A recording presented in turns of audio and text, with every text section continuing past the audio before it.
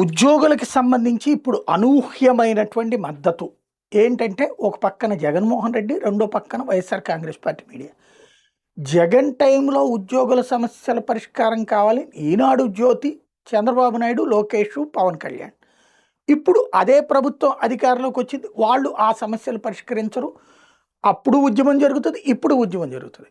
అప్పుడు ఉద్యోగులు అనవసరంగా ఉద్యమిస్తున్నారని వైసీపీ ప్రభుత్వం అంటది. ఇప్పుడు ఉద్యోగులు అనవసరంగా ఉద్యమిస్తున్నారని తెలుగుదేశం కూటమి ప్రభుత్వం అంటది. ఇది విచిత్రమైనటువంటి ధోరణి. బేసిక్గా అయితే వాళ్ళకి 40,000 కోట్ల రూపాయలకు సంబంధించినటువంటివి రావాల్సినవి ఆగిపోయినాయి. అదేమి బిచ్చం కాదు, వాళ్ళ హక్కు. ఆ హక్కు అయినటువంటిదే ఇవ్వమని పోరాడటానికి రంగం సిద్ధం చేసుకుంటున్నారు.